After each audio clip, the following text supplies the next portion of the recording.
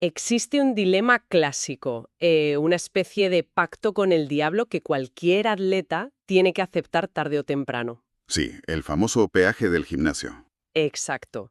La premisa siempre ha sido muy simple.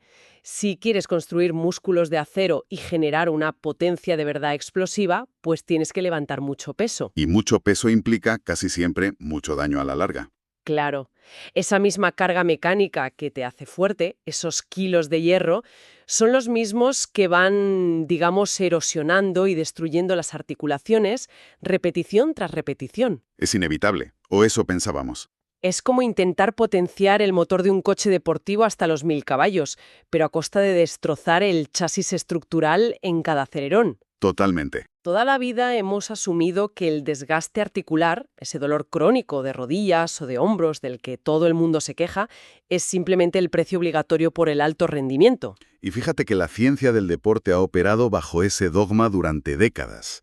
El consenso general era que si no sometías a tu cuerpo al menos al 70 u 80% de su capacidad máxima, Lo que siempre llamamos la repetición máxima, vaya. eso es.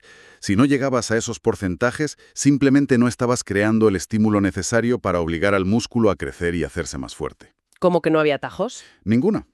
Pero claro, el coste fisiológico de esa carga constante sobre los cartílagos, los tendones, los ligamentos, es altísimo. Y más si hablamos de deportistas que entrenan todos los santos días. Totalmente. Los acaban machacando. Vale, vamos a desglosar esto, porque en este análisis a fondo, nuestra misión de hoy es precisamente ver cómo se puede hackear esa limitación. Un hackeo biológico, sí. Imagina romper ese pacto con el diablo.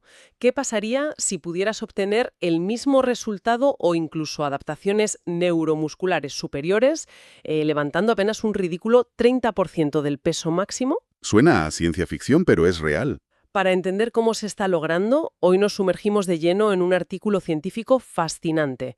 El documento se titula Effects of Quadriceps Strengthening Exercise with Blood Flow Restriction on Knee Angular Velocity, Strength and Balance in Fencers. Que traducido al español sería algo así como efectos del ejercicio de fortalecimiento del cuádriceps con restricción del flujo sanguíneo sobre la velocidad angular de la rodilla, la fuerza y el equilibrio en esgrimistas. Eso es, los autores son Jong-Soo Woo y Won-Sev Shin.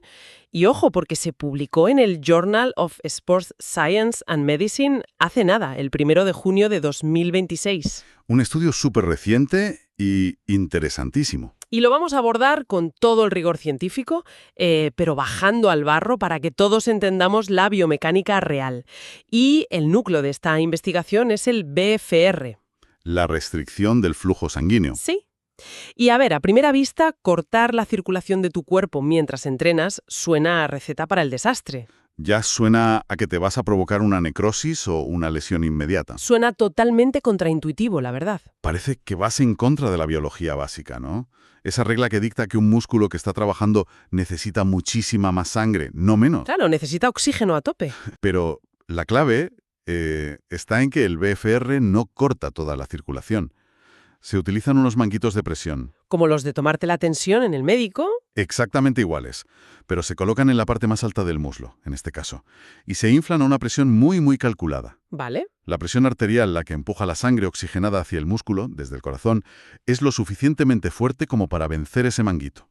Es decir, la sangre entra sin problema. Ah, vale, entonces el truco está en la salida. Exacto, el truco está en las venas. La presión venosa de retorno es muchísimo menor, así que el manguito actúa como una presa. Ya veo. La sangre entra al músculo para alimentarlo, pero luego le cuesta horrores salir. O sea, básicamente estás creando un atasco monumental dentro del cuádriceps. Un atasco metabólico, para ser precisos. Al no poder evacuar la sangre, los subproductos de ese esfuerzo, como el ácido láctico o los iones de hidrógeno, se empiezan a acumular rapidísimo. Lo que te hace sentir ese ardor brutal cuando entrenas. Sí, esa quemazón. El músculo se queda sin oxígeno fresco a la velocidad normal y entra en lo que llamamos un estado de hipoxia. Y ahí es donde el cuerpo entra en pánico, supongo. Ahí viene la magia biológica. Esta acumulación masiva de desechos envía unas señales de alarma absoluta al sistema nervioso central. El cerebro se cree que te estás muriendo o algo así. Bueno, el cerebro recibe la señal de que el músculo está fallando de una manera catastrófica. Se cree que estás levantando 200 kilos cuando en realidad solo tienes 30 puestecitos en la máquina. Madre mía, es un engaño en toda regla. Totalmente. Y para compensar esa supuesta emergencia, el cerebro dice, vale, recluto inmediatamente las fibras musculares de contracción rápida, las de tipo 2. Que son las que normalmente te cuestan la vida activar, ¿no? Claro, esas normalmente solo se activan con cargas extremas. Así que estás engañando a tu fisiología para generar una hipertrofia brutal y ganar fuerza con un peso que apenas toca tus articulaciones. Vale, ese es el cómo funciona, que ya es fascinante de por sí.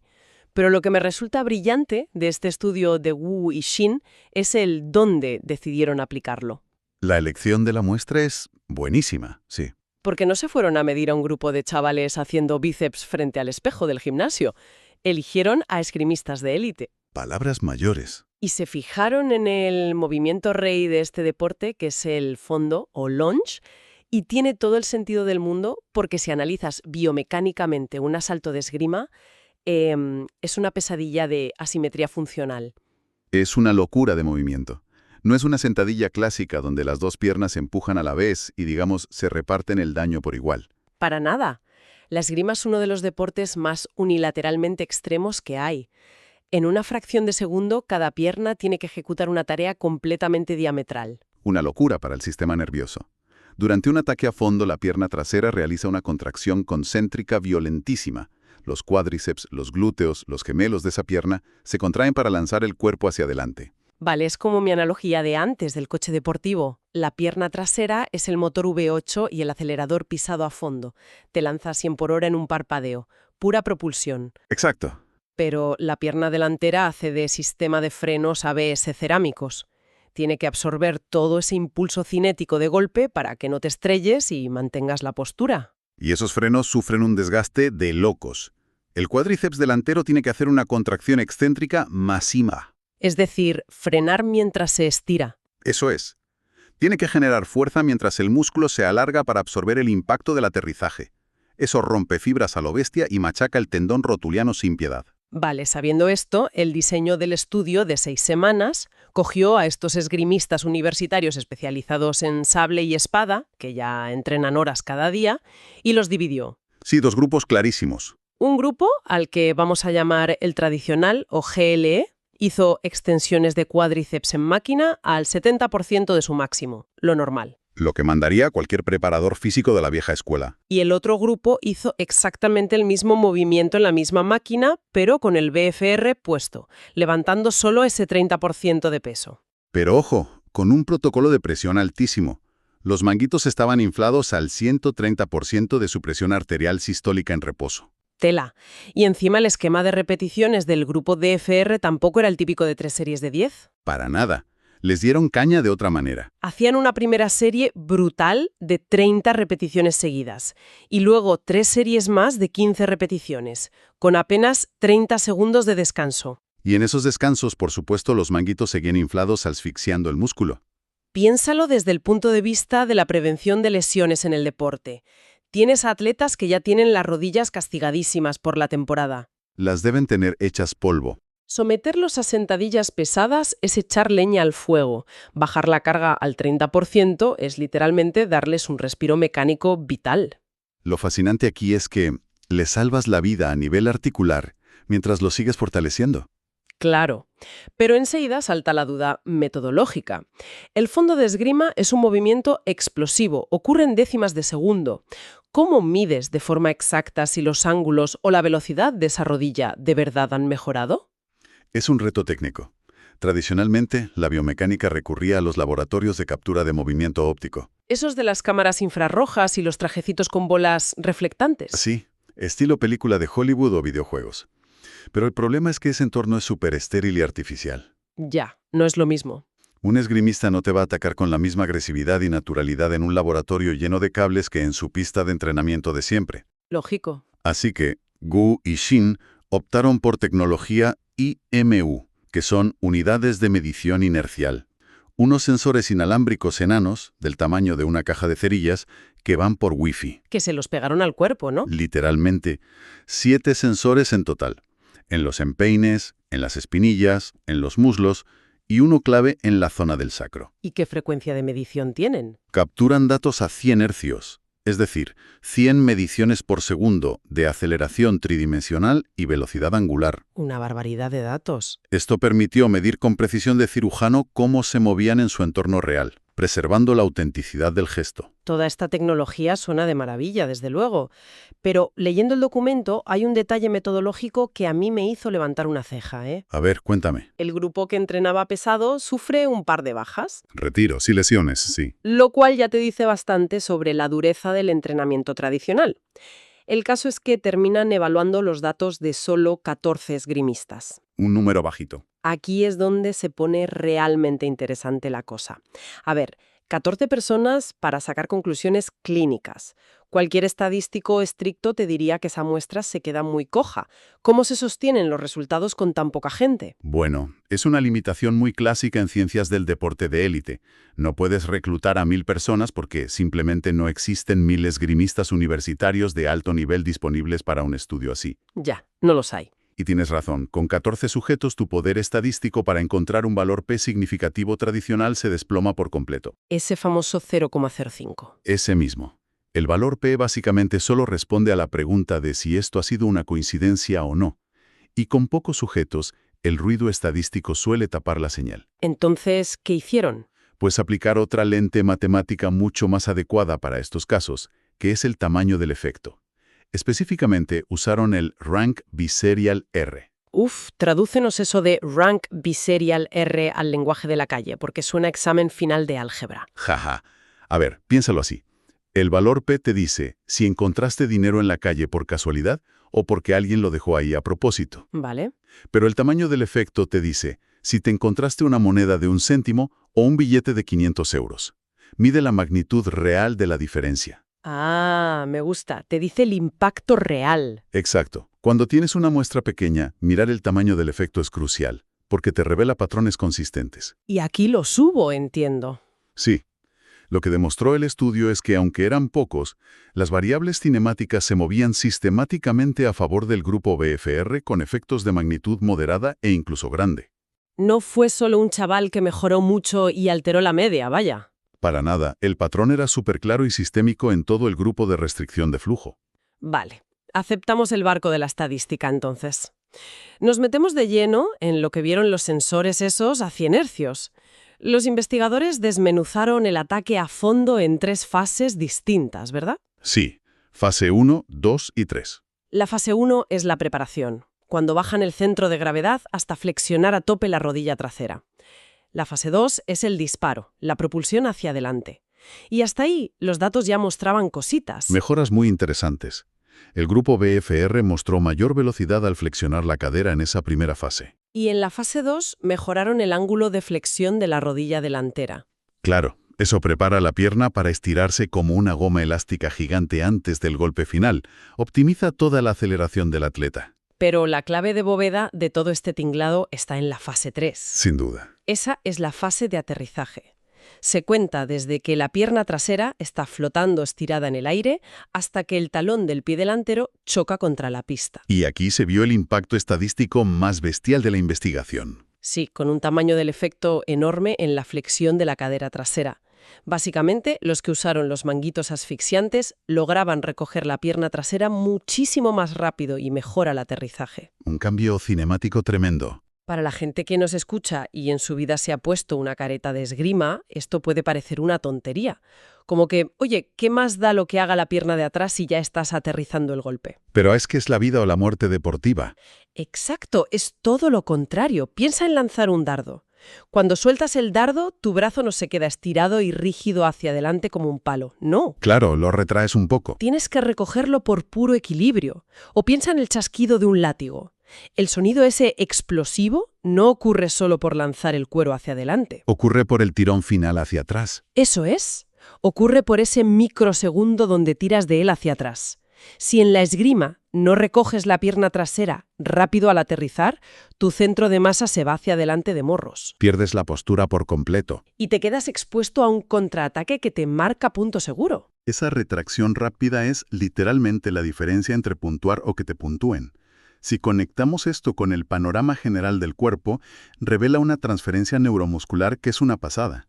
Porque, a ver, recordemos que esta gente entrenó sentada en una máquina. Claro, haciendo extensiones de rodilla, un movimiento súper simple y aislado. Cero específico del deporte. Y sin embargo, la fuerza y la adaptación neurológica que ganaron en ese entorno hipóxico no se quedó aislada en el músculo. El cerebro aprendió a usarla. El sistema nervioso central aplicó esa nueva fuerza al gesto específico del esgrima. Coordinó mejor las fibras y, súper importante, disminuyó la coactivación antagonista. ¿Eso qué significa en la práctica? Que los músculos que normalmente se oponen al movimiento dejaron de frenar la pierna a lo tonto, permitiendo una flexión mucho más limpia y eficiente. Ya. Has mencionado la fuerza ganada y creo que aquí llegamos a la gran sorpresa, el giro de guión absoluto de este estudio. Los datos de fuerza son para enmarcarlos. Aparte de medir ángulos, sentaron a los deportistas y les midieron la fuerza bruta, la isométrica, de ambas piernas. Sí, por separado. Si miramos la pierna trasera, que es el motor de combustión, pues ambos grupos ganaron fuerza. El entrenamiento tradicional pesado funcionó y el BFR ligero también. Todos contentos, ¿no? Hasta ahí, lo esperable. Entonces, ¿qué significa todo esto? Pues que cuando miras los datos de la pierna delantera, los resultados son de escándalo. El grupo BFR sumó más de 3 kilos de fuerza promedio en el cuádriceps delantero. Levantando solo un 30%. Exacto. Pero es que el grupo tradicional, machacándose en la máquina con el 70% de su máximo, perdió 4 kilos y 30 gramos de fuerza. Le dieron fuerza entrenando duro. Es alucinante. Literalmente se hicieron más débiles. Es un hallazgo clínico monumental y una advertencia súper severa sobre cómo funciona la fisiología del esfuerzo continuo. Cualquier entrenador que lea esto tiene que replantearse sus planificaciones. Pero, a ver, ¿por qué empeoró tanto el grupo tradicional? Por el contexto de la temporada. Esos cuádriceps delanteros ya están absorbiendo miles de impactos excéntricos diarios en la pista. Frenadas constantes. Sus fibras ya están desgarradas a nivel microscópico. Si a eso le sumas un entrenamiento pesado en gimnasio, el sistema simplemente dice basta. ¿Se colapsa? Entran en lo que llamamos sobreentrenamiento no funcional. La fatiga supera la recuperación y el músculo pierde capacidad contráctil. Las típicas piernas de gelatina en mitad del asalto, porque tu sistema nervioso está fundido. Hipoxia profunda que dispara hormonas, pero sin la paliza mecánica. Protegió la pierna delantera para que pudiera repararse y encima ganar esos 3 kilos. A mí esto me vuela la cabeza porque tumba por completo el mito ochentero del no pain, no gain. Trabajar de forma inteligente, engañando al metabolismo, le da 1000 vueltas a aplastar el sistema contra un muro de ladrillos. Totalmente. Ahora, si la ciencia fuera de película, aquí terminaría el episodio con un final feliz absoluto para el BFR. Pero hay una paradoja muy curiosa al final de los resultados. El tema del equilibrio, sí. Resulta que cogieron a los atletas y los pusieron en una plataforma de fuerza, una báscula parecida a la tabla de la Wii, para medir su equilibrio estático sobre una o dos piernas. A ver cuánto oscilaban. ¿Y qué pasó? Que el resultado fue absolutamente plano. Ninguno de los dos grupos mejoró lo más mínimo su equilibrio estático. 0. Y claro, uno pensaría que con piernas más fuertes y mejor cinemática deberían ser estatuas inamovibles. Yo lo pensaría, desde luego. Pero los autores detallan 3 razones biológicas súper claras para este estancamiento. La primera es el principio de especificidad mecánica. El entrenamiento fue en cadena cinética abierta. Es decir, empujando un rodillo con el pie en el aire. Exacto. Pero el cuerpo humano afina su propiocepción y equilibrio en cadena cerrada, cuando la planta del pie está fija contra un suelo sólido, y empujas el planeta, digamos. Claro, empujar aire no te enseña a mantenerte de pie, no hay transferencia espacial. Ese es el punto 1.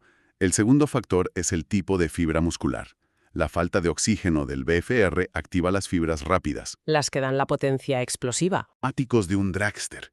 Dan explosiones masivas de energía, pero son malísimas para tareas delicadas. El equilibrio estático requiere microajustes suaves constantes, que es trabajo de las fibras lentas. Es como intentar aparcar un Fórmula 1 en un hueco súper estrecho en el centro de Madrid. Tienes demasiada potencia y cero tacto. Es una analogía perfecta. Y el tercer factor que creo que aplica a cualquier proceso de aprendizaje de quienes no se escuchan es el efecto techo clínico inherente a atletas de élite. Explica eso. Esta gente lleva 10 o 15 años perfeccionando su postura. Su sistema neuromuscular ya tiene un equilibrio extraordinario. Están al 99% de su capacidad biológica en ese aspecto. Claro, pedir que un entreno de 6 semanas mejore eso. Es pedirle peras al olmo estadístico. El margen de mejora se vuelve asintótico.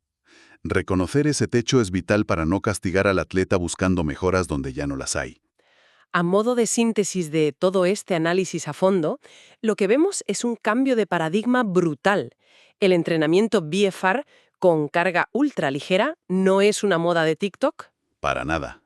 Es una herramienta segura, súper eficaz, que produce mejoras biomecánicas reales en movimientos complejos asimétricos y previene lesiones de forma proactiva. Nos permite mejorar el motor y a la vez proteger el chasis. Una viabilidad a largo plazo que antes era impensable para deportistas de alto nivel. Así que para quienes nos oyen y tienen interés en la ciencia deportiva, de verdad, id a leer el artículo original. Buscar el estudio de Wu y Shin es la mejor forma de ver los gráficos, las curvas de flexión y entender la metodología completa. Ir a la fuente primaria es innegociable. Siempre hay matices que aquí no nos caben. Y justo después de buscar el estudio, recordad también seguir nuestro canal y activar las notificaciones. Así aseguráis no perderos futuros análisis de este nivel. Para despedirnos, esto plantea una pregunta importante, que surge directamente de las limitaciones de este ensayo. A ver, cuéntanos. En este estudio se usó una presión fija del 130% para todos los participantes, café para todos. Pero la anatomía vascular y el grosor del muslo varían una barbaridad entre personas. Ya te digo. Si la presión de oclusión de la extremidad, la LOP, lograra calibrarse milimétricamente usando ultrasonidos para adaptarse a la red vascular única de cada individuo, Ajustando la hipoxia al milímetro. exacto, ¿cuál sería entonces el límite absoluto del rendimiento humano y de la adaptación neuromuscular? Se lo dejo ahí a la gente para que le dé una vuelta. Una frontera fascinante del entrenamiento hiperpersonalizado. Pues con ese pensamiento nos despedimos. Hasta el próximo análisis.